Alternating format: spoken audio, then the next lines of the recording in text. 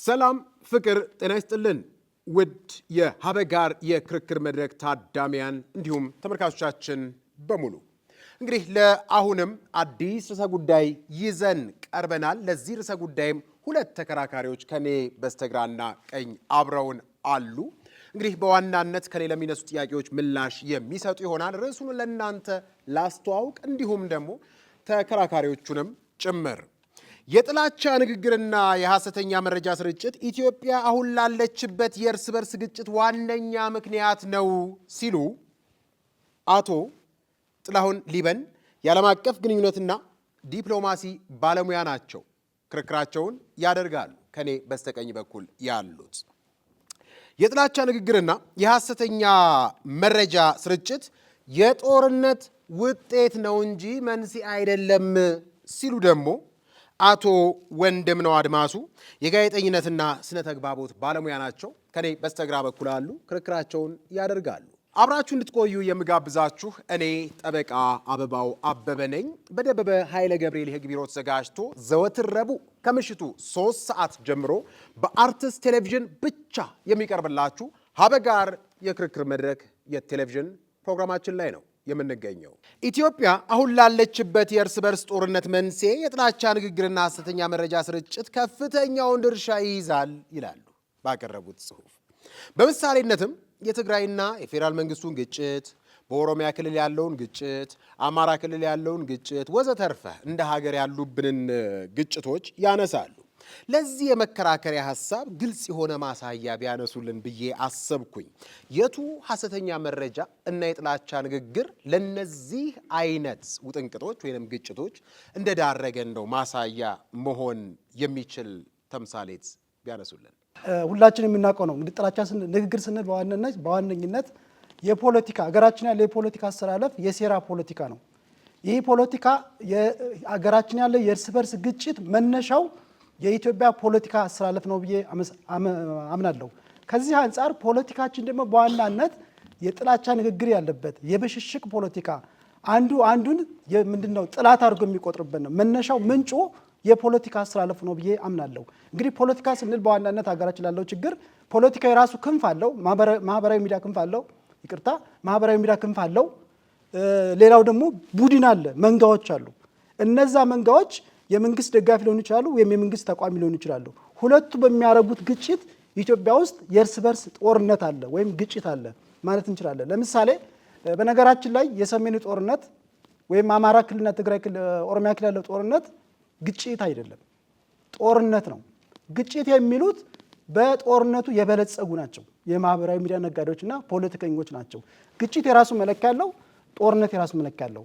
ከዚህ አንጻር እንዳልኩት የሶስቱ ክልሎች የእርስ በርስ ጦርነት ነው ወይም ሲቪል ዋር የምንለው ነው። በዚህም የተነሳ ሀገራችን ያለውን ችግር ሁላችንም የምናውቀው ነው። መነሻው ለምሳሌ የሰሜን ጦርነት እናንሳ። ጦርነቱ ከመጀመሩ በፊት ህወሓትና የፌዴራሉ መንግስት ፖለቲከኞቹ ሲያርጉት የነበረው ንግግር ታስታውሳላችሁ። ንግግሩ እያንዳንዱን የትግራይ ማህበረሰብ የማይጠቅም ኢትዮጵያን የማይጠቅም ነበር። ነገር ግን ፖለቲከኞች የራሳቸውን ዓላማ ለማሳካት የተለያዩ የጥላቻ ንግግሮችን ሐሰተኛ መረጃዎችን ሲሰራጩ ነበር፣ በመንግስት ሚዲያ ጭምር፣ በተለይም ደግሞ በትግራይ ቴሌቪዥን። ይሄ የትግራይን ጦርነት እንዲባባስ አድርጎታል። ወደ አማራ ክልል እንምጣ። በዋናነት ችግሩ መነሻው የሰሜን ጦርነት ነው ብዬ አምናለሁ። በሰሜን ጦርነት በነበረው ከፍተኛ የጥላቻ ንግግሮች ነበሩ በሚዲያዎች፣ በተለይ በማህበራዊ ሚዲያ የአማራ ህዝብ የትግራይ ህዝብ ጥላት እንደሆነ። ይሄ ትክክል አይደለም ባወጀ አዋጅ። ነገር ግን ክልሉ ብዥታ ነበረ። ያ ብዥታ ምንድነው? የአማራ ህዝብ እነዚህ ታጣቂዎች ጥቅ ከፈቱ ችግር ይፈጠራል ወይም አታክ ያደርጉታል፣ ጥላት አለው፣ ከሰሜንም ከደቡብም ጥላት አለው ተብሎ በተለያዩ የሐሰተኛ መረጃዎች ሲነዙ ነበር። ጥላቻ ንግግር በመንግስት መዋቅር ሳይቀር የተለያዩ ጥላቻ ንግግሮች ሲነገሩ ነበር። ያም ነው ጦርነቱን እንዲባባስ ያደርገው። አሁንም ይህ እንዳልኩት የሲቪል ዋር ነው። ሲቪል ዋር ነው የምለው ምንድነው? ራሱ ህግ አለው። ህጉ ምንድነው?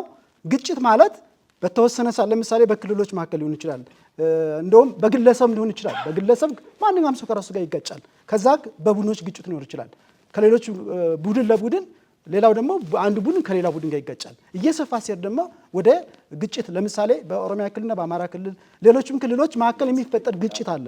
ይሄ ግጭት ደግሞ እያደገ ሲሄድ ወደ ሲቪሉ አርዶ አማራ ክልል፣ ኦሮሚያ ክልልና አማራ ክልል ትግራይ ክልል ወደ ጦርነት ገብተናል። የኦሮሚያ ክልልም ተመሳሳይ ነው። በኦሮሚያ ክልል የተለያዩ ውዥንብሮች ይነዙ ነበር። በተለይም ደግሞ የኢትዮጵያን ፖለቲካ አሰራር ለምታውቁ የተለያዩ ውዥንብሮች ጨቋኝ የሆነ ማህበረሰብ ጨቋኝ ነው ሊጨቁን ነው አሁን ይሄን ከስልጣን ማንሳት አለበት ተብሎ ሌሎችም ውዥንብሮች ይነሱ ነበር። ያ ነገር ወደ ግጭት ሂዶ አገራችን አሁን ላለችበት የእርስ በርስ ጦርነት ገብተናል። ያው የተገዳደል ነው፣ ገላጋይ የለም። ችግሩ እስከዚህ የሰፋ ነው ማለት እንችላለን።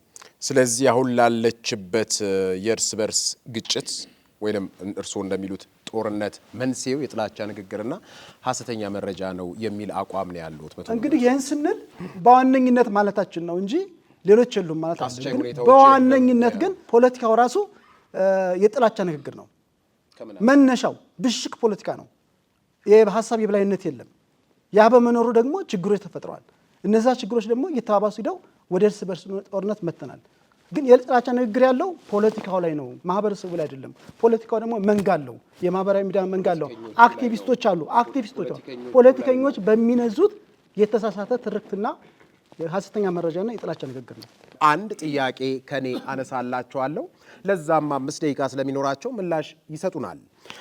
እንደ ሀገር የምንከተለው ህገ መንግስት ይላሉ ለጥላቻ ንግግርና ሐሰተኛ መረጃ ስርጭት መንስኤ ነው ሲሉም የመደራጀት መብትን፣ የቋንቋና የባህል ማሳደግ መብትን፣ የራስን ዕድል በራስ የመወሰን መብትን ወዘተርፈ ያነሳሉ። እነዚህ መብቶች በአንድም ይሁን በሌላ ሁኔታ የዴሞክራሲያዊ ስርዓት መገለጫዎች አይደሉም ወይ?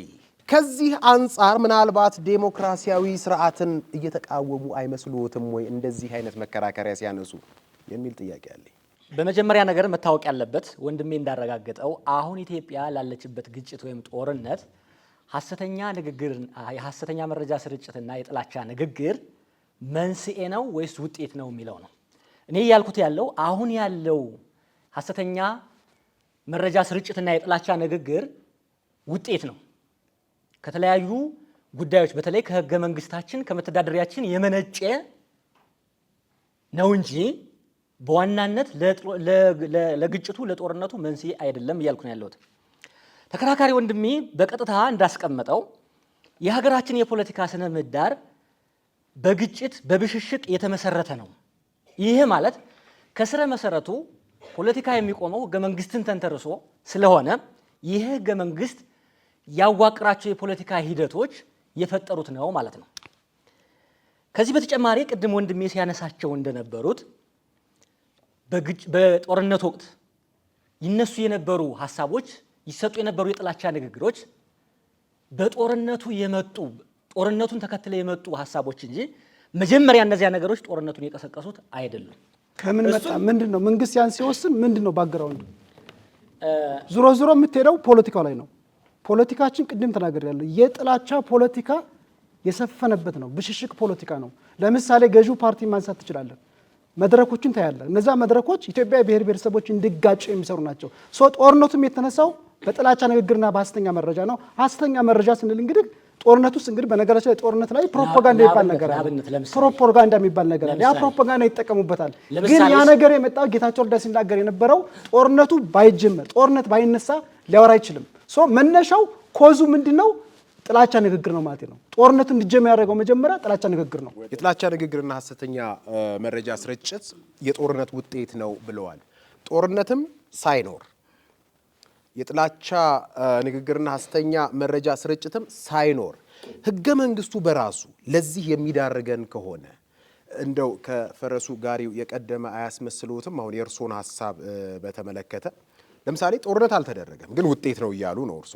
ህገ መንግስቱ በራሱ ለዚህ የሚያዳዳና ለዚህ የሚያነሳሳን ነው ካልን አይጻነፍቦትም ወይ? ካነሱት ሐሳብ ጋር እሷን እንዴ አይዛነፍም? የኔ ጌታ የኢትዮጵያ ማህበረሰብ ስሪት በጋራ የተመሰረተ ነው። በኢትዮጵያ ውስጥ አንድ ቡድን ማህበረሰብ የራሱ የሆነ የተለየ ነገር የለውም። አንደኛው ከአንደኛው ጋር የተሳሰረ ነው። በተጨባጭ ያየናቸው የምናያቸው ጦርነቶች የሚከሰቱት የጥቅም ይገባኛል ነው። አንደኛውን ወደ አንደኛው ሲያፈናቅለው በሆነ ጊዜ እዛ አካባቢ ይኖር የነበረው ማህበረሰባዊ ስሪት ቁርኝት ስላለው ነው። ስለዚህ የኢትዮጵያ ህዝብ አንደኛው ከአንደኛው የተለየ አይደለም።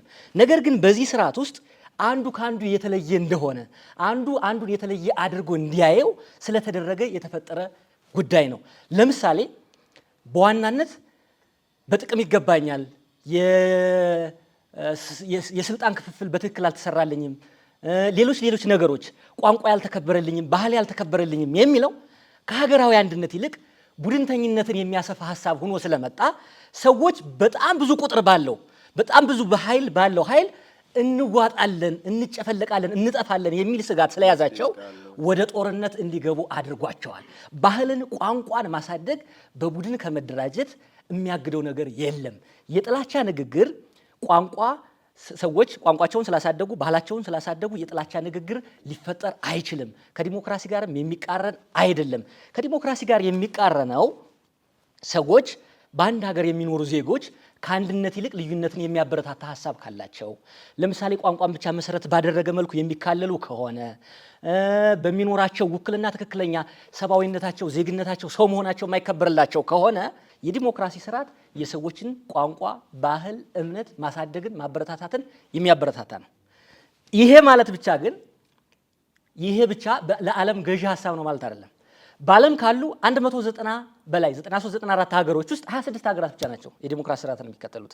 ሌሎቹ አህዳዊ ስርዓትን የሚከተሉ አሉ። በአህዳዊ ስርዓት ውስጥ የሚተዳደሩ በንጉሳዊ ስርዓት ውስጥ የሚተዳደሩ ዜጎች ባህላቸው፣ ቋንቋቸው የተከበረ ያደገ ነው። ለምሳሌ ብሪታንያን፣ ፈረንሳይን፣ ጣሊያንን ስናይ በአህዳዊ ስርዓት የሚተዳደሩ ሀገሮች ናቸው። ግን ሰዎቻቸው ቋንቋቸው፣ ባህላቸው፣ መብታቸው የተከበረላቸው ናቸው።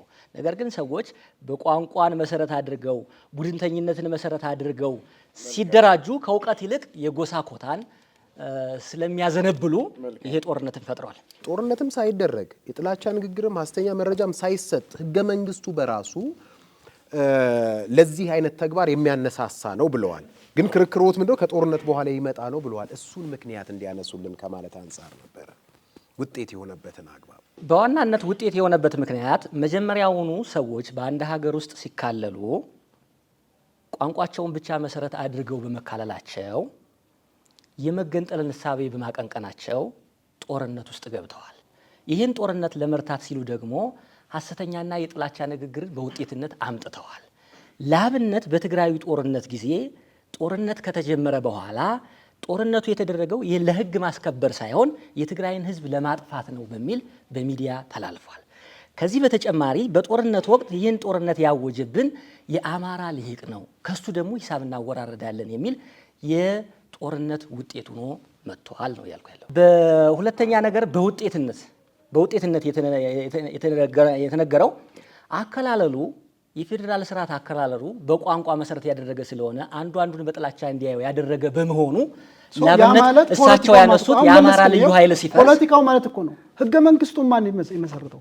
ህገ መንግስት እኮ የፖለቲካ ውጤት ነው። ፖለቲካ ፓርቲ የነሱ ማኒፌስቶቸው እኮ ነው። ህዝብን እንዴት እንመራለን ብለው ያቋቋሙት ወይም የመሰረቱት የጻፉት ህገ መንግስት ነው። አንተ እኮ ተናግረሃል። መነሻው ህገ መንግስት ነው ካልክ ሰው ህገ መንግስቱ የሚያጋጭ ነው ማለት ነው። የጥላቻ ንግግርን የሚደግፍ ነው ማለት ነው። ማለት መከራከሪያዎት ልክ ነው፣ ግን የእሳቸው ጊዜ ስለሆነ እርሶም ዲቤት ያርጉበታል። የጥላቻ ንግግሩ ውጤት ነው ስልህ ለምሳሌ ሰዎች እንዲፈናቀሉ ያደረጋቸው ክልሉ ሲካለል የተወሰኑ ሰዎች በባለቤትነት ስለተሰጠ ነው። ይሄንን ተነስቶ ውጣልኝ ሲል በውጤትነት ደረጃ ያመጣው ነው። እነገሌ መጤናቸው ብሎ ሲናገር ውጤቱ ነው። ማን ነው እንደዛ በሚነገረው መጤናቸው ብሎ? ለምሳሌ አንስችላል ኦሮሚያ ክልል አንስችላል። ለምሳሌ ኦሮሚያ ክልል ህገ መንግስቱ የሚለው ህገ መንግስቱ የኦሮሚያ ክልል የማን ባለቤት ነው? የኦሮሚያ ህዝብ ባለቤት ነው የሚለው። እዛ ውስጥ ግን በሚሊዮን የሚቆጠር ሌላ ማህበረሰብ አለ። ያ ማህበረሰብ ምንድነው የፈጠረው? ያንን ህገ መንግስት ያጸደቀው የፖለቲካ ኤሊት ነው።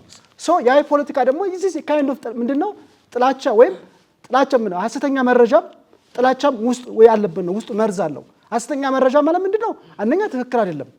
ለምሳሌ የሚነገር አለ በሚዲያ የምንሰማው በተለይ ኦሮሚያ ክልልና አማራ ክልል መካከል ያለውን ችግር ለመፍታት ፖለቲከኞቹ የሚዘሩት መርጭ የሚናገሩት የሐሰተኛ ትርክት በኦሮሞና በአማራ ማህበረሰብ መካከል ጦርነት ወይም ግጭት እንዲፈጠር ይሰራል። እሱን ያገኙት ግን ያ ደግሞ ህገ መንግስቱ ይደግፋቸዋል። ህገ መንግስቱ ይደግፋቸዋል እኮ እኔ የምለው ህገ መንግስቱ መሰረታዊ ችግር ነው ስልህ አንድ ሰው ለምሳሌ ከኦሮሚያ ክልል የሆነን ማህበረሰብ ውጣልኝ ሲል በህግ ተደንግጎ መሬቱ የተሰጠኝ ለኔ ስለሆነ መሰረቱ ነው።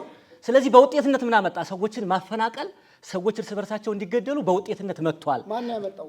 ህገ መንግስት ነው አልኩ። ህገ መንግስቱ ታዲያ ኮዝ ነው ማለት ነው። ህገ መንግስቱ ደግሞ እንዳልኩ ያው ስናገርኩ ስርዓታዊ ኮዝና የጥላቻ ህገ መንግስቱ ትክክል አይደለም። ጥላቻ የሰፈነበት የፖለቲካ ሴራ ያለበት ነው ውስጡ። ያን በመሆኑ ደግሞ ብሔር ብሔረሰቦች እንዲጋጩ በተግባር ተሰርቷል። ኦሮሚያ ክልል ደግሞ በተግባር አይተናል። ሶኔም እኮ ያልኩት ያለው ኮዙ የፖለቲካ ቆይ ማለት እንትን እንበለው ፍሬም እናርገው። ጥሩ ነው የክርክር እንትናችሁ ግን ምንድነው የሚከታተሉንም ሰዎች ስላሉ ታዳሚያንም ስላሉ ከንትን እንዳይወጣብን ከሉጋም እንዳይወጣ ክርክራችን ምንድነው? የጥላቻ ንግግርና ሐሰተኛ መረጃ ስርጭት ለጦርነት አስቻይ ሁኔታ ነው? አይ አይደለም፣ አስቻይ ሁኔታ አይደለም፣ ከጦርነት በኋላ የሚመጣ የጦርነት ውጤት ነው የሚል ክርክር ነው ያላችሁና እሳች ላይ ሸብ አድርገናት መሄድ ብንችል በብዙ መልኩ ብዙ ግንዛቤ መስጠት እንችላለን።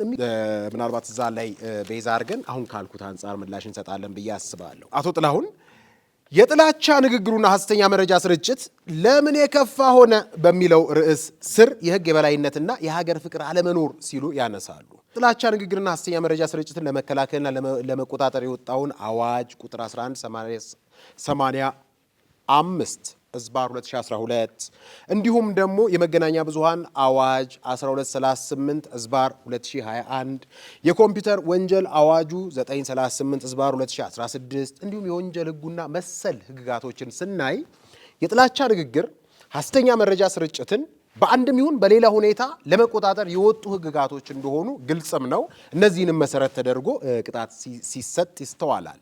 እንደው ግለሰቦችም ላይ እንዲሁም ደግሞ የሚዲያ ተቋማት ላይ የሚወሰዱ እርምጃዎች የእውነት የህግ የበላይነቱ ከዚህ አንጻር የላላ ነው የለም ሊያስብል በሚችል ደረጃ ነው የተገነዘቡት እርሶ? በትክክል እንግዲህ እኛ ሀገራችን በነገራችን ላይ ሀገራችን የፖሊሲ ችግር የለብንም። በዚህ ብቻ ሳይሆን የአፈጻጸም ችግር ነው ያለብን። ለምሳሌ ሰው እንዳነሱት የጥላቻ ንግግርና ሐሰተኛ መረጃ በአዋጅ ወጥቷል 1185 ዝባር 2012 ላይ ራሳቸው ሜዠርመንቱ አላቸው። እንግዲህ ለምሳሌ አንድ ግለሰብ ወይም ቡድን የጥላቻ ንግግር በሚናገርበት ጊዜና የራሱ የህግ አግባብ የሚጠይቅበት አለ። ለምሳሌ እስከ 3 ዓመትና እስከ 100 ሺህ ብር ያልበለጠ ቅጣት ይወሰንበታል። ከዛ ደግሞ ንግግሩ የከፋ ጉዳት ካደረሰ፣ ግጭት ካደረሰ ወይ የሞት አደጋ ካደረሰ ደግሞ እስከ 5 ዓመት ጽኑ እስራት ይታሰራል ነው የሚለው። መሬት ላይ ያለው ነገር ግን ከዚህ በተቃራኒ ነው።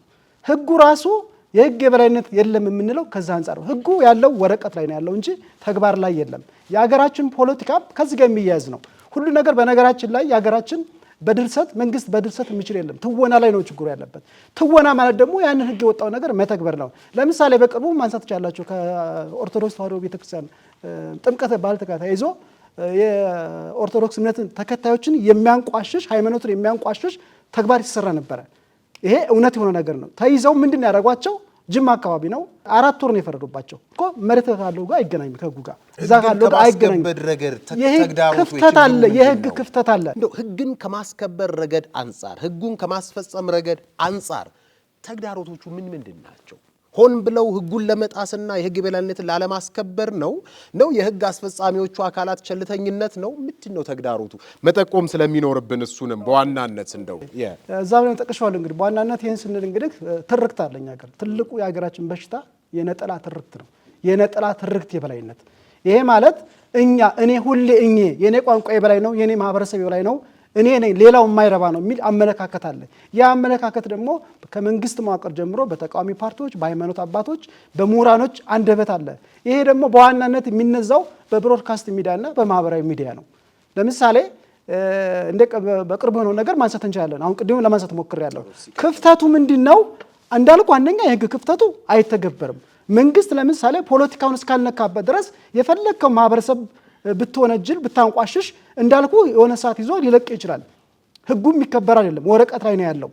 ክፍተቱ ዋናነት ይሄ ነው። ሌላው ደግሞ አንዱ የሀገራችን የፖለቲካ አስተላለፍ እንዳልኩት የብሽሽቅ ፖለቲካ ነው። የህግ ነው የሀሳብ የበላይነት የሌለበት ነው። በዋናነት የሚጠቀሙ ፖለቲካውን የሚያስኬዱት ማህበራዊ ሚዲያ ተጠቃሚዎች አሉ። አክቲቪስት ራሳቸውን አክቲቪስት ብለው የሚጠሩ ከመንግስት ጋር ብለው የሚሰሩ መንግስትን የሚቃወማሉ።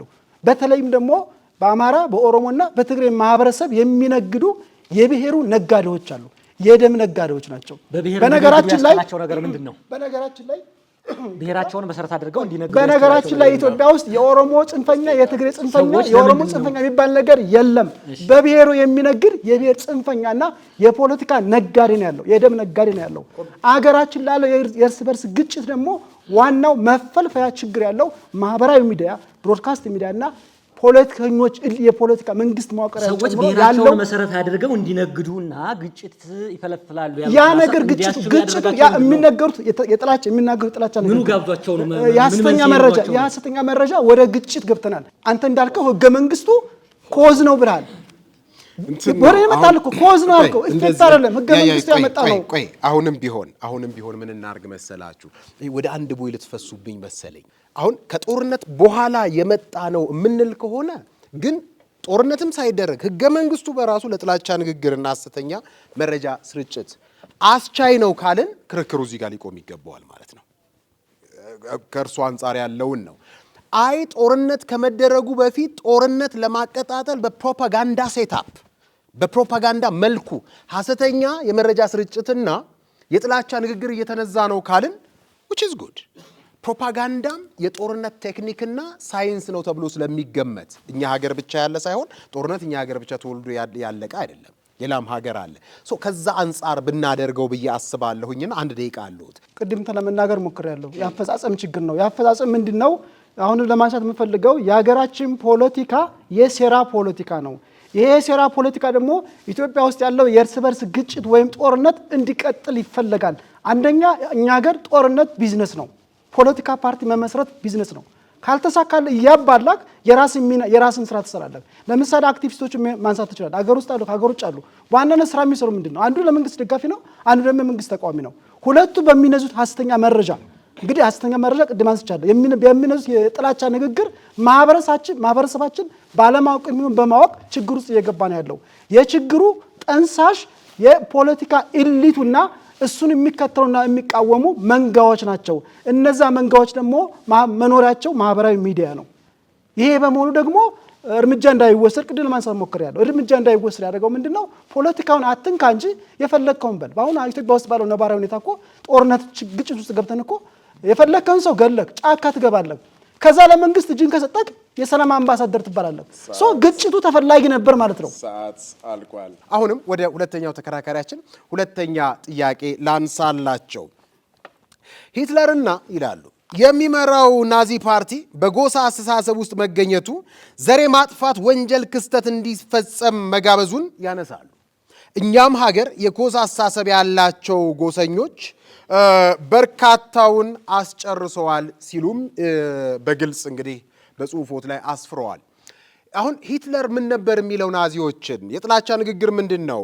ለምሳሌ ቡድንን ስንል በባህል ሊሆን ይችላል፣ በቋንቋ ሊሆን ይችላል፣ በእምነት ሊሆን ይችላል፣ በብሔር ሊሆን ይችላል። ያሉትን ተርም ማድረግ ጁዎችን ምን ይላል? ያየሁት ጽሁፍ ላይ ነው። ዌልዚ ፓራሳይትስ፣ ይህ ጥገኛ ተህዋሲያኖች ብሎ ነበረ ተርም የሚያደርጓቸው። ጁ ብለው እንኳን አይጠሯቸውም። ይህ ለበጣም ትልቅ እልቂት ዳርጓል። 6 ሚሊዮን ያህል ጁዎች ለማለቃቸው መስፈርት ሆኗል። እኛ ሀገር እንደዚህ አይነት ጎሰኞች ለጭፍጨፋ ምክንያቶች ናቸው ስንል ምን አይነት ግልጽ የሆኑ የጥላቻ ንግግሮችና ምን አይነት ግልጽ የሆኑ ሐሰተኛ መረጃ ስርጭቶች ነበሩ? እሷን ተርም ብናረጋት ብንነካት ማስተማሪያም እንዲሆን ስለፈለግኩኝ ለጭፍጨፋው መንስኤ የሆኑት በተለይ ለትግራዩ ጦርነት ብዙ ሰዎች እንዲያልቁ መንስኤ የሆነው እኛ የነጻነት አስከባሪዎች ከሚሉት ጨቋኝ ስርዓት ነጻ አውጪዎች ነን ብለው የሚያምኑ የሰሜን ኢትዮጵያ በተለይም የትግራይ አካባቢ ልሂቃኖች የራሳቸውን ዘሮች የራሳቸውን ቡድኖች ብለው የሚያስቧቸውን ሰዎች በከፍተኛ አይን ስለሚያዩ ነው። ለምሳሌ ናዚ ጀርመኖችን የአርያም ዘሮች ናቸው ብለው ያምኑ ነበር። እዚህ ያሉትን በተመሳሳይ የሚፈርጇቸውን ሰዎች በዝቅተኛ አይን እያዩ ነው የሚፈርጇቸው። በዚህ ምክንያት ሰዎች እንዲያልቁ ሆነዋል። ስለዚህ እነዚህ ማስረጃዎች ለተፈጠረው እልቂት ዋነኛ ምክንያት ተደርገው ይጠቀሳሉ። ከዛ ውጪስ የሆኑ እልቂቶች አልተደረጉም ብለው ይገምታሉ? ለምሳሌ ይሄ በጥላቻ ንግግርና ከሐሰተኛ መረጃ ስርጭት ውጪ እንዲህ አይነት ተግባራት የሉም ብለው ያምናሉ? በዋናነት መሰረት ተደርጎ የሚመጣው በሐሰተኛ መረጃ ስርጭት ወይም በጥላቻ ንግግር ብቻ ሳይሆን በሕግ በማዕቀፍ መሰረት ተሰርቶለት የሚሰራ ስራ ነው። በተሳሳተ ሃይማኖታዊ አስተምሮ የሚመጣ ነው። ለአብነት እኮ ስልጤ ዞን ላይ ቀበት ላይ ብዙ ሰዎች መተት ሰርተውብናል፣ ሴት ልጆች ትምህርት እንዳይገባቸው አድርገዋል ተብለው ብዙ ሰዎች መፈናቀላቸውን እናስታውሳለን። ይህ የዚያ ውጤት ሰዎችን ጥላቻ ንግግር እንዲናገሩ፣ ሰዎችን እንዲፈናቀሉ በውጤትነት አምጥቷል ማለት ነው እኮ። እዚህ ጋር አሁን ከይቅርታ ጋር ወደ እኔ እየመጣ ነው ያለው እኮ የሚፈናቀሉትም የሚገደሉትም ሐሰተኛ መረጃና የጥላቻ ንግግር ነው እያልክ ነው። ወደ ኢፌክቱ አይደል ሳይሆን ኮዝ መጀመሪያ ለምሳሌ ጥላቻ ንግግር ባይኖር ሐሰተኛ መረጃ ባይኖር አይፈናቀሉም፣ ግጭት አይፈጠርም። የተፈናቀሉት ሰዎች ለምን ተፈናቀሉ? ለምሳሌ እኔ የምለውን እየደገምክ ነው ወይም እኔ የምለውን ነገር እኔ ያልኩትን ነገር እያብራራልኝ ነው ብዬ ነው መሰለኝ። አላብራራውም። የአማራ ልዩ ኃይል መንግስት ልዩ ኃይሎች እንደገና ማደራጀት አለብኝ በሚል ፖለቲካዊ ውሳኔ ልዩ ኃይሉ መፍረስ አለበት የሚል ውሳኔ እንዳለው በይፋ ተናግሯል መንግስት። ልዩ ኃይሉ መፍረሱን ተከትሎ ጦርነት ውስጥ ገባል። አዳምጠኛ ምን የሚል ሐሳብ መጣ? ምን ንግግር መጣ? ይሄ ልዩ ኃይል ከፈረሰ የተለያዩ ኃይሎች አማራን ይወሩታል፣ አማራን ያጠፉታል። ሐሰተኛ መረጃ መጣ። ልዩ ኃይል መፍረስ አለበት የሚለው መንግስታዊ ውሳኔ ነው፣ ስርዓታዊ ውሳኔ ነው። ይሄን መሰረት አድርጎ ምን መጣ?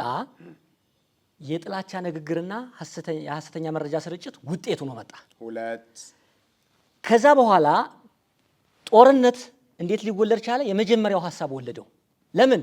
በስርዓቱ ውስጥ ሰዎች በቋንቋቸው የተደራጁ ስለሆኑ በክልል የተደራጁ ስለሆኑ ያጠፉናል የሚለው የህገ መንግስቱ ስርዓት አወቃቀር ጦርነትን ጋበዘ።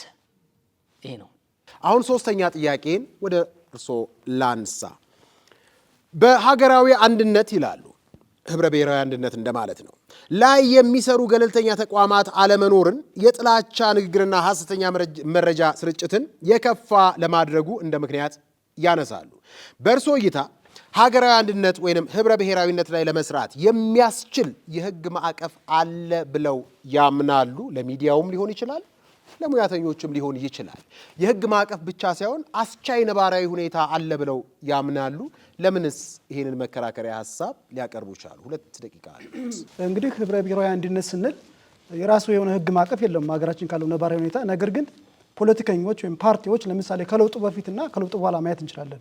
ከለውጡ በፊት እንደምናውቀው ህብረ ብሔራዊነት አለ ተብሎ በሚዲያ ወይም መንግስት ሲያስተጋባ ነበር። መሬት ላይ የለም። ቅድም ለማንሳት ሞክሬያለሁ። እኛ ሀገር በጽሁፍ ደረጃ ችግር የለም። ችግር ያለው የትወና የተግባር ችግር ነው ያለው። አሁን ከለውጡ በኋላም የብልጽግና የገዢው ፓርቲ ማለት ነው የብልጽግና መንግስት በዋናነት ህብረ ብሔራዊ አንድነት መደመር ከሚለው የፖለቲካ ፍልስፍና ህብረ ብሔራዊ አንድነት ለማምጣት ነው እየሰራ ያለው። ያው እንደምንሰማው ማለት ነው። ህብረ ብሔራዊ አንድነት ማለት እንግዲህ ህብረ ብሔራዊነት መቻቻልን መሰረት ያደረገ እንደሚታወቀው እኛ የኢትዮጵያ ብሔር ብሔረሰቦች ከ86 በላይ ብሔር ብሔረሰቦች አሉ። የተለያየ ቋንቋ ተናጋሪዎች ናቸው። የተለያየ ሃይማኖት አላቸው።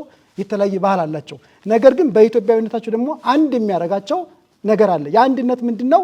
ልዩነታችን ውበታችን፣ አንድነታችን ኃይላችን የምንለው አድዋን ድል ያደረግንበት ትልቁ ቁልፍ ይሄ ነው። ይሄ ነገር አሁን የለም። በጽሁፍ ደረጃ ነው ያለው። ባለመኖሩም ደግሞ እርስ በርሳችን እየተገዳደልን ነው። ኢትዮጵያ ጦርነት ውስጥ ነው ያለችው። ምን አይነት ጦርነት? የእርስ በርስ ጦርነት፣ ገላጋይ የሌለው ጦርነት። 5 ዓመት እየተዋጋን ያለ ነው። መነሻው ዋናው መነሻ የምለው ከዚህ አንጻር ነው። ጥያቄ ይምጡልኝ ማለት ህብረ ብሔራዊነት ላይ ለመስራት አሁን ሚዲያዎች ይሄን አልሰሩም፣ ሙያተኞች ይሄን አልሰሩም በሚል ነው እንግዲህ የተቹትና ይሄን እንስራ ብለው ቢነሱ ሊያሰራቸው የሚችል ፍቅድ የሆነ የህግ አግባብና አስቻይ ነባራዊ ሁኔታ አላቸው ወይ? የስ ኦር ኖ ብንልና ከዛ ማብራሪያ ቢሰጡ። የላቸውም ማለት እንግዲህ ብዙ ሚዲያዎች ሙከራ እያደረጉ ነው። አሁን ሚዲያ ስንል እንግዲህ ብሮድካስት ሚዲያ አለ፣ ማህበራዊ ሚዲያ አለ።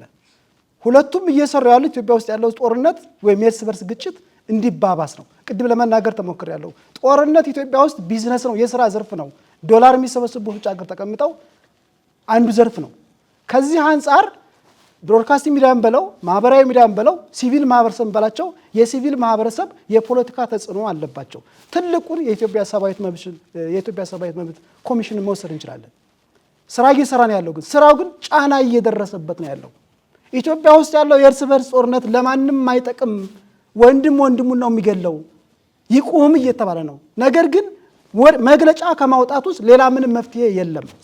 ማህበራዊ ሚዲያዎችም ብሮድካስት ሚዲያዎችም የጥላቻ ንግግር የማርኬቲንግ ስራ ነው። አሁን ወደ ሁለተኛው ተከራካሪያችን የመጨረሻ ጥያቄ ከኔ አነሳለሁኝ።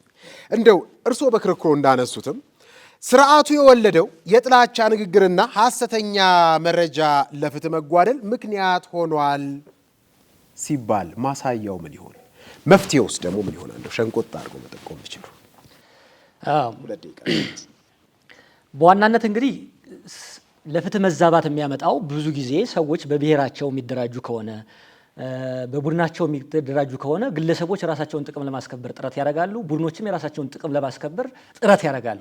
በዚህ አጋጣሚ የራሳቸውን ቡድን አንዳንድ ቡድኖች የቡድናቸውን ጥቅም ለማስከበር ወይም ግለሰቦች የግለሰባቸውን ጥቅም ለማስከበር ሲሉ በፍትህ ስርዓት ላይ ጫና ያደርጋሉ። ይሄ ደግሞ ሰዎች በእኩልነት እንዳይጠየቁ ያደርጋሉ። ለምሳሌ ምን ያህል ሰው ነው ብዙ ሰዎች ለምሳሌ ይሄን ጦርነት ተከትሎ ተጠያቂ የሆኑት ሰዎች ምን ያህል ሰዎች ናቸው? አንድ ደቂቃ አለው፣ ጠቅለል ያርጉልኝ። መፍትሄው ምን ይሁን? መፍትሄው እንግዲህ ለሀገራችን ግለሰብን መሰረት ያደረገ የዜጋ ፖለቲካ መትከል ነው። የፌዴራል አደረጃጀት ስርዓቶችን ከቋንቋ ባሻገር አስተዳደራዊ ጠቀሜታን፣ የተፈጥሮ ሀብት አመችነትን እና ሌሎች መሰረታዊ ጉዳዮችን መሰረት ባደረገ ማካለል ነው። ሌላው ዜጎች እያንዳንዱ ዜጋ በትምህርት ውስጥ ተካቶ የሀገሩን አንድነት እንዲያውቅ ማድረግ ነው። ብሔራዊ መዝሙር ኑሮት ብሔራዊ ቋንቋ የሌለው የኢትዮጵያ ሕዝብ ብሔራዊ ቋንቋ እንዲኖረው ማድረግ ነው። ሰዎች ከቡድን ሀሳባቸው ይልቅ ስለ ዜጋ ሀሳብ እንዲያስቡ ተገንጥዬ እኔ ሀገር መሰረታለሁ ከሚል ይልቅ ሀገሬን በጋራ ሆኜ አሳድጋለሁ የሚል ሀሳብ እንዲያመጡ ማድረግ ነው። ዜጎች በእኩል የሚዳኙበት የፍትህ ስርዓት እንዲቆም ማድረግ ነው። በዜግነት ላይ የተመሰረተ ጠንካራ የፖለቲካ ስርዓት ማምጣት ነው። ዜጎችን በቁጥራቸው በተለያየ ማንነት ፈርጆ እነገሌ ብዙ ናቸው እነገሌ አናሳ ናቸው ከሚል እሳቤ መውጣት፣ በኢትዮጵያ ውስጥ ያለ ሰው ከትንሽ እስከ ትልቅ እኩል አቅም ያለው ለዚች ሀገር እኩል የራሱን ጠብታ የሚያመጣ መሆኑን ማመን። በማጠቃለያዎት ይመጡበታል። አሁን ደግሞ ከናንተ ከውድ ታዳሚያን ለሚነሱ ሶስት ጥያቄዎች እድል እንሰጣለን። ለወንድሜ ለጥላሁን ጥያቄ ያለኝ፣ ወንድሜ ጥላሁን የጥላቻ ንግግር ምንድን ነው? ለጥላቻ ንግግር ምክንያቱስ ምንድን ነው? ከጥላቻ ንግግር ህዝባችንና ሀገራችንን ለመታደግ መፍትሄው ምንድን ነው? አመሰግናለሁ። እኔ ላነሳ የፈለግኩት የጥላቻ ንግግር ምንጩ እሱ ነው ብለዋል። ማለት ለግጭትም ለጦርነትም ሀገራችን ውስጥ እየተከሰቱ ላሉት ማለት ነው። እሱ ራሱ ማለት የጥላቻ ንግግር ምንጩ ምንድን ነው ማለት መቼ ነው የተጀመረው በሀገራችን ማለት ነው? አሁን በመንግስት ስርዓት አስተዳደር ወደ ኋላ ተመልሰን ስንቃኝ የቱ ቦታ ላይ ነው የተጀመረው? በምን ምክንያት ብለው ያስባሉ? እኔ ወንድሜ ነህ ትንሽ አሁን መጨረሻ ላይ መፍትሄ ምን ይሆን ሲባል ያስቀመጣቸውን ሀሳቦች እንዳለ በወስድም ግን ከላይ መጀመሩ አያዋጣም። ይሄ የሐሰተኛ ትርክትና የሐሰተኛ መረጃ የጥላቻ ንግግር አሁን ለደረስንበት መድረሱን አምኖ የመፍትሄ ሀሳብ ማስቀመጡ የተሻለ አይሆንም ወይ? አሁን ይሄ ጨቋኝ ተጨቋኝ፣ ወራሪ ተወራሪ መሳሪያውን አይደለም ሱሪውን እናስወልቃለን እያለ ሲጎሰም እነዚህ ንግግሮች ወደ ጦርነት ወሰዱ። ጦርነት ውጤት ሊሆን ይችላል፣ ግን መንስኤ ያለው የራሱ ፕሮሰስ አለውና እኔ ነገሮችን አምነን ወደ ተሻለ መሄዱ አይሻልም ወይ? ድፍረት ነው። እኔ ጥላቻ ንግግር፣ ሐሰተኛ መረጃ ለጦርነት አይጋብዙም ብሎ መናገር ድፍረት እንዳይሆን እዚህ ላይ ማስተካከያ ቢወስዱ ነው። አሁን ነገሮች ሁሉ ኮዝ እና ኢፌክት አላቸው። እርስዎ እያሉት ያለ የሐሰተኛ መረጃ እንደ ኢፌክት ነው እንጂ እንደ ምክንያት አይወሰድም ካሉ ምክንያቱ ምንድን ነው? መቼም ዝም ብሎ ደርሶ ጦርነት ወይም ደግሞ ግጭት አይገባምና እነዚህ መረጃዎች አሉም ወደ እነሱ የሚገፋፉን ለእነዚህ ምክንያቶች ምንድን ነው ብለው ያመናሉ? ቢያብራሩልን አመሰግናለሁ። አሁን ላይ ያሉ የበፊት ነገስታቶች ሰሩት አልሰሩት በሚል ሐሰተኛ መረጃ በማሰራጨት አንድም ብሔር በመጨቆን አሁን ላይ ያለ ሁኔታ አይደለም ወይ? ያየነው ያለ ሁኔታ አይደለም ወይ? ከሌላው ለየት ባለ መልኩ አሁን ላይ ደግሞ እየተጨቆነ ያለው የአማራ ሕዝብ ድሮ እንደዚህ አድርጓል እንደዚህ ተደርጓል በሚል በሐሰተኛ መረጃ ምክንያት አይደለም ወይ? እንደዛስ ካልሆነ ያ ምክንያት ካልሆነ ለምን የአማራ ሕዝብ አሁን ከተለያዩ ክልሎች ይፈናቀላል? ሌላውን ብሔር እንደዛው ማለት ነው። አብዛኛውን እዛ ላይ ተኮር ስለሆነ ነው ማለት ነው። አመሰግናለሁ። አሁን ከታዳሚያን ለተነሱ ሶስት ጥያቄዎች ምላሽ የሚሰጡበት ጊዜ ላይ ነው የምንገኘው። እንግዲህ አምስት ደቂቃ አላቸው። በ5 ደቂቃ ውስጥ ለተነሱ ጥያቄዎች እንግዲህ አጠር አድርጋችሁ ምላሽ ብትሰጡ። ወደ እርስዎ አለፍኩኝ። ወደ መጀመሪያው ጥያቄ ስገባ አቶ ታደለ ጠየቁት የጥላቻ ንግግር ምንድነው መገለጫውና መፍትሄ ይላሉት። እንግዲህ የጥላቻ ንግግር አንድን ግለሰብ ወይም ቡድን ማንነቱን፣ ብሔሩን፣ ቋንቋውን እንዲሁም የፖለቲካ አመለካከቱን መሰረት በማድረግ የሚደርስበት ተጽዕኖ ወይም የተለያዩ እንግዲህ ተጽዕኖ ስንል ድርጊቶቹ በተለያየ ነገር ይገለጻሉ። ማግለል ሊሆን ይችላል፣ ጥቃት ሊሆን ይችላል። እንግዲህ የጥላቻ ንግግር ባጭሩ ይሄ ነው። ወደ መገለጫው ስንሄድ እንግዲህ አገራችን ኢትዮጵያ ውስጥ ያለችበት ነባራዊ ሁኔታ ማየት ብቻ በቂ ነው ብዬ አምናለሁ። መገለጫዎቹ ብዙ ናቸው፣ አሁን ዝርዝረን አንጨርሳቸውም። ነገር ግን ምንጫቸው እኔ ሁሌም አቋሜ ነው ኢትዮጵያ ውስጥ ያለ የፖለቲካ አስተላለፍ ነው ብዬ ነው ምንጩ። ለምሳሌ በተቃዋሚ ፓርቲዎችም በገዢው ፓርቲም እንዲሁም ደግሞ በተለያዩ አክቲቪስቶች የሚነገሩ የፖለቲካ አስተላለፍ ማለት ሀገራችን ያለ የፖለቲካ አይዲዮሎጂ ማለት ነው። ለምሳሌ የሀገራችን ፖለቲካ አሁን ያለው ብሔርን መሰረት ያደረገ ፖለቲካ ነው። ሁሉም የሚዋጋውም ጥላቻ ንግግር የሚናገረውም ሐሰተኛ መረጃ የሚያሰራጨውም ስልጣን ይዞ የራሱን ፍላጎት ለማሳካት ነው። ያን ነገር ግን የጥላቻ ንግግሮች በሚናገርበት ሰዓት ግን ብሔረሰቦች የፖለቲካ ስልጣንን እኮ በግባትነት መጠቀም ወይም ደግሞ የተለያዩ ዘዴዎችን ስልቶችን ተጠቅሞ አይዲዮሎጂን የበላይ ማለት ለምሳሌ አንድ ገዢው ፓርቲ ልበል፣ አንድ መንግስት ባለስልጣን ልበል፣ ማርክሲዝም የሚናገረው ነገር ሁላችንም እናውቃለን። ያንን በመናገሩ እውነት ነው ብሎ የሚከተል መንጋ አለ። ለምሳሌ ሁሉም ጊዜ የሚናገረው እንትና ጨቋኝ ነበር፣ አሁን ገልብጠናቸዋል፣ እንትና አስገብተናቸዋል፣ ብዙ ጊዜ ይነገራል። እኔ በአማራና በኦሮሞ ህዝብ መካከል የሚሰራው የፖለቲካ ሴራ ስለሚያመኝ ነው። ኢትዮጵያ የአማራና የኦሮሞ ህዝብ አንድ ባይሆን እመኑ አትመኑ ኢትዮጵያ ፈርሳ ነበር። እስካሁን ሁለቱን ህዝብ ላደንቅ እፈልጋለሁ። ቅድም ለመናገር ሞክሬያለሁ። አገራችን ያሉት የፖለቲካ በማህበራዊ ሚዲያ ብለው በምንም ብለው የሚንጠለጠሉት አማራ፣ ኦሮሞና ትግሬ ማህበረሰብ ላይ ነው። ንግዳቸው ነው። እነሱ ተጠቃሚ ናቸው። ዶላር ያገኛሉ፣ ዝናን ያገኛሉ። ሌላው መፍትሄ ለሚለው ቅድም ለመናገር ሞክሬያለሁ። ህብረ ብሔራዊ አንድነትን በጽሁፍ ሳይሆን መሬት ወርዶ መስራት ነው። ኢትዮጵያ የምትባለውን ሀገር መቀበል ነው መጀመሪያ። ማንነት ላይ መሰረት ሳይሆን ኢትዮጵያዊነት ላይ መሰረት ማድረግ ነው። እኛ ስንደመር ተልቋን ኢትዮጵያን ሀገር ለመቀበል ብሔረሰቦች ሲደመሩ የጥላቻ ንግግር ነው መንስኤው ወይስ ለጥያቄ ነው? መፍትሄ ለሚለው ኢትዮጵያዊነታችን ማስቀደም ነው። ኦሮሞ ለአማራ ጌጡ ነው፣ ትግሬው ለሌላውም ጌጡ ነው። አንድነታችን ማጠናከር ነው። አንድነታችን ውበታችን፣ ልዩነታችን ውበታችን፣ አንድነታችን ኃይላችን የሚለው ላይ ስናጠናከር ሀገርን ስናስቀድም እርስ በርሳችን በቋንቋ በሃይማኖት አንባላም። ጥላቻ ንግግር ሲባል ይሄ ሀሳብ ነው፣ ሶሻል እንትን ነው፣ የሶሻል ኮንትራት ነው። ጥላቻ ንግግር ሀገር ከሆነ ጀምሮ የሚኖር ነው፣ ግን ዲግሪ ነው የሚለያየው። ለምሳሌ በኢትዮጵያ ታሪክ የጥላቻ ንግግር በጣም ዝነኛ የሆነው ወይም ጎልቶ የታየው በ1983 ዓ.ም ኢህአዴግ ስልጣን በያዘበት ነው። እንግዲህ የኢህአዴግ ፖለቲካ እንደምናውቀው ብሔርን መሰረት ያደረገ የፖለቲካ አወቃቀር ነው። አንቀጽ 39 ማንሳት እንችላለን። ይሄ ደግሞ አሉ ብዙ አለ፣ ከዛም በፊት አሉ። ግን ወደ እርስ በርስ ጦርነት የገባ ነው በዚህ ባለፉት 33 ዓመት ነው። በተለይም ደግሞ ከለውጡ በኋላ ፍሬ አፈራ። ባለፉት 27 ዓመታት የተነገረው የጥላቻ ንግግር፣ የሐሰተኛ መረጃ በዛን ሰዓት በነበረው ጠንካራ የመንግስት የደህንነት ስራ በመሰራቱ ታምቆ የነበረው ከለውጡ በኋላ ዲሞክራሲ ጅማሮ ስላለ ሁሉም ወደ ብሔሩ ገባ፣ ሁሉም ወደ ቋንቋ ገባ። እርስ በርሳችን እየተገዳደልን ያለ ነው። ስለዚህ ምንጩ መቼ ነው ሳይሆን መንግስታት በተቀያየሩ ቁጥር የሚያወጡት ፖሊሲ፣ በተለይ ደግሞ የሚያወጡት አዋጅ ያንን መሰረት በማድረግ የጥላቻ ንግግር አሁን ላለንበት የእርስ በርስ ጦርነት ዳርጉናል ብዬ አምናለሁ። ወደ እርሱ አልፋለሁኝ። እንደው 5 ደቂቃ አሉት። በተነሱት ሀሳቦች ዙሪያ እንደው ምላሽ እየሰጡ ስለሆነ ክርክር ባናደርገው ወይንም ባያቋርጧቸው ይቀጥሉ። አመሰግናለሁ። እኔ በዋናነት እያልኩት ያለሁት የጥላቻ ንግግር ጦርነትን አይወልድም ሳይሆን የጦርነት አገራችን ውስጥ ላለው ግጭት የጥላቻ ንግግርና ሐሰተኛ መረጃ ስርጭት ጦርነትን ተንተርሶ የሚመጣ ውጤት ነው። በአብነት ለማንሳት የምፈልገው ኤኤንኤን የሚባል ቴሌቪዥን ጣቢያ ታስታውሱ ከሆነ በአማራና በኦሮሚያ ሕዝብ መካከል ግጭት መነሳቱን በሰበር ዜና መልኩ አቅርቦ ነበር። ግን የሐሰት ዜና ነው። ይሄ ሐሰት ዜና አሁን ያለውን ጦርነት አልወለደውም። ከዚህ በፊትም የጥላቻ ንግግሮች የሚወለዱት በጦርነት፣ በስርዓታዊ ችግር፣ በታሪካዊ አረዳድ ችግር፣ በተለያዩ ተቋማት ክፍተት፣ በትምህርት ስርዓት አካታችነት በእነዚህ የመጣ ነው። ሰዎች በራሳቸው ቡድን፣ በግል ጥቅማቸው፣ በቋንቋቸው መደራጀታቸው የጥላቻ ንግግርን እንዲፈጥሩ እንዲወልዱ ገፍቷቸዋል። ለምሳሌ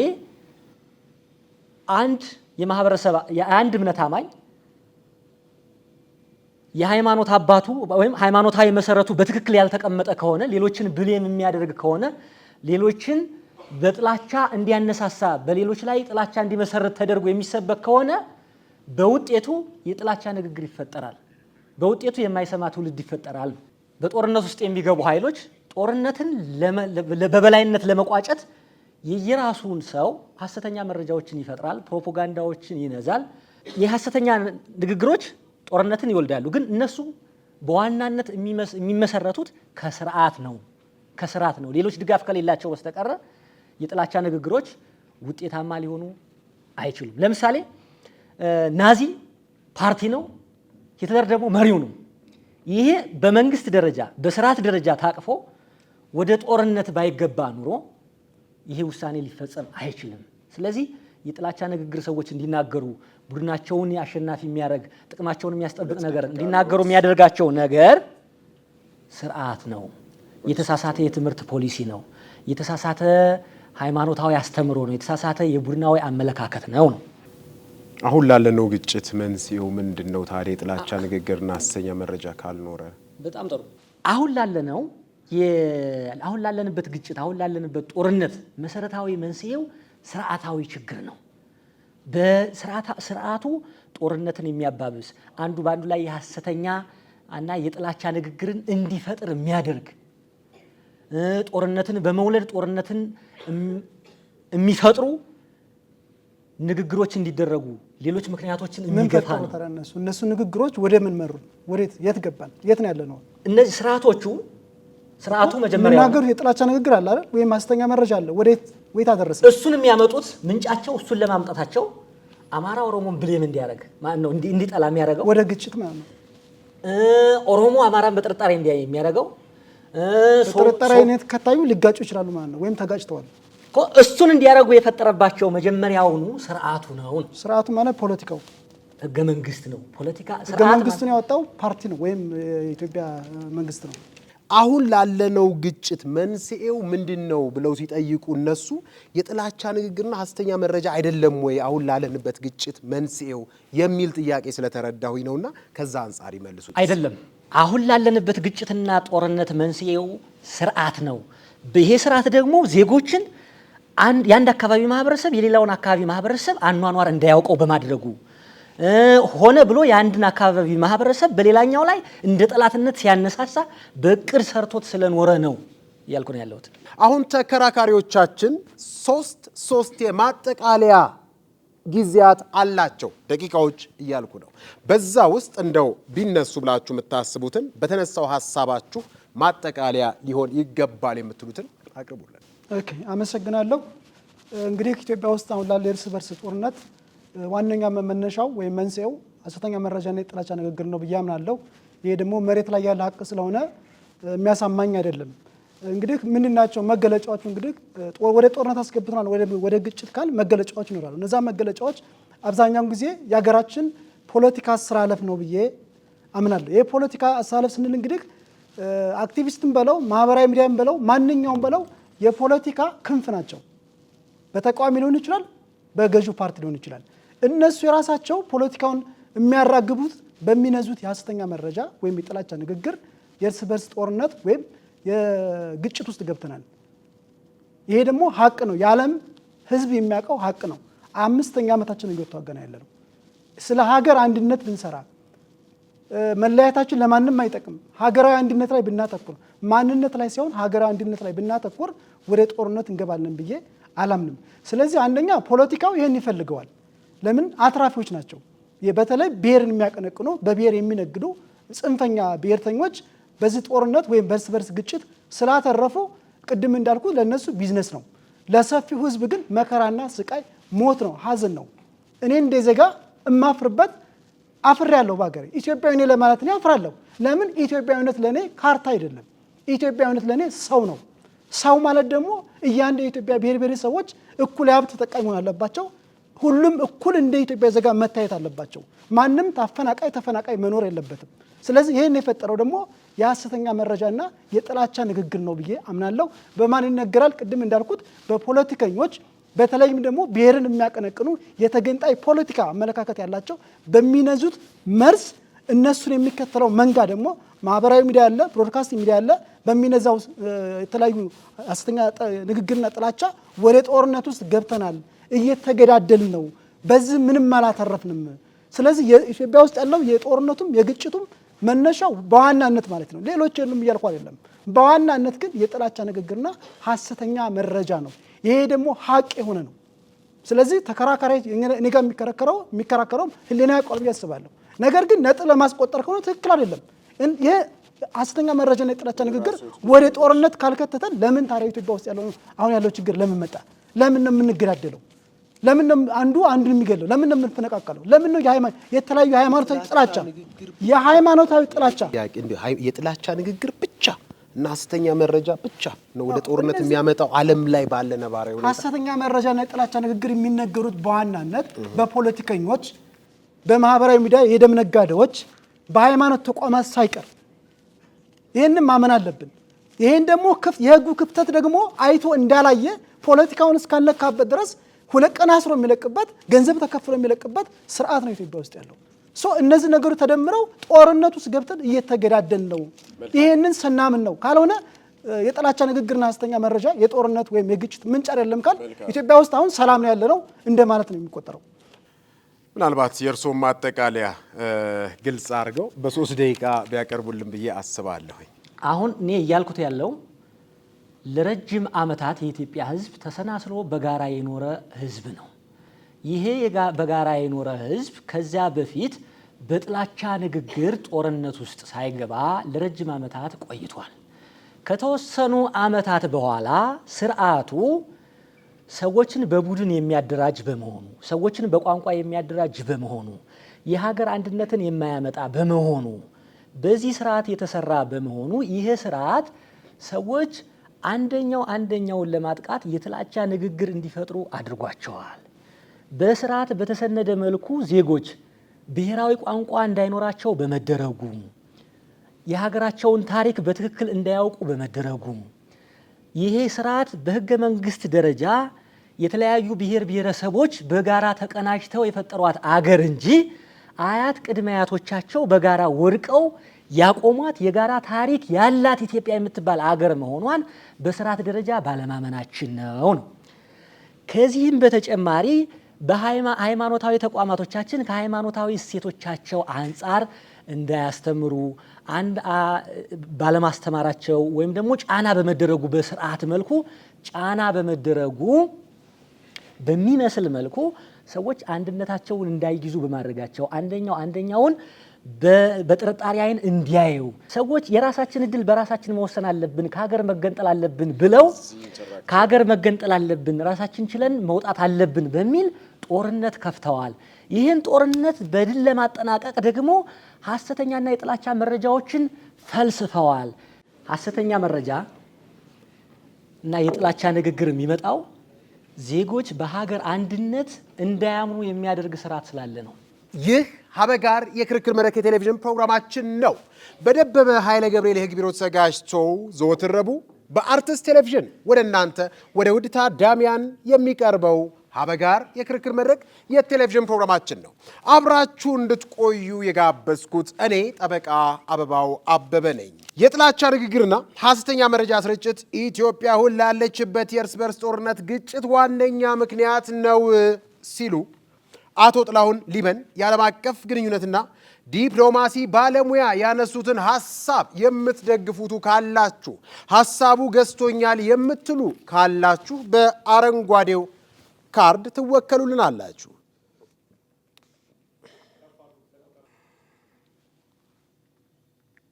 የጥላቻ ንግግርና የሐሰተኛ መረጃ ስርጭት የጦርነት ውጤት ነው ሲሉ ደግሞ አቶ ወንድምነው አድማሱ የጋዜጠኝነትና ስነ ተግባቦት ባለሙያ ያነሱትን ሐሳብ የምትደግፉቱ በዚህ ሰማያዊ ካርድ ትወከሉልናላችሁ። ሐሳብ አልያዝኩም የምትሉቱ በነጩ ካርድ ትወከሉልናላችሁ።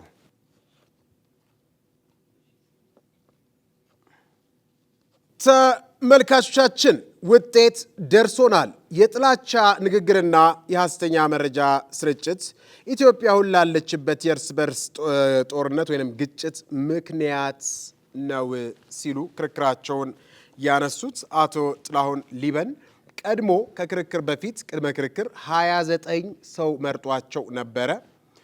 ውጤት ነው ሲሉ ደግሞ ክርክር ያደረጉትን በተመለከተ ከጦርነት በኋላ የሚመጣ ነው ሐሰተኛ መረጃና የጥላቻ ንግግር የሚለውን በተመለከተ ቅድመ ክርክር ላይ 6 ሰው ነበር የመረጠው።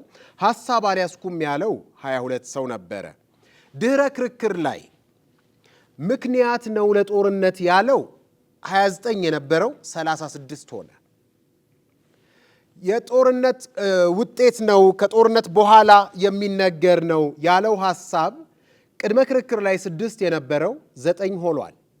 ሐሳብ አልያዝኩም ስትሉ 22 የነበራችሁ ቅድመ ክርክር ላይ ሐሳብ አልያዝኩም ስትሉ 12 ሆናችኋል።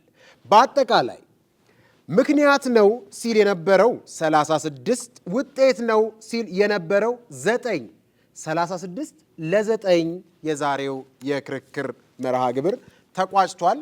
ሐሳብ ሊለያይ ይችላል፣ ግን ተከራካሪዎቻችን አንድ መሆናቸውን በመጨባበጥ ያሳዩልናል።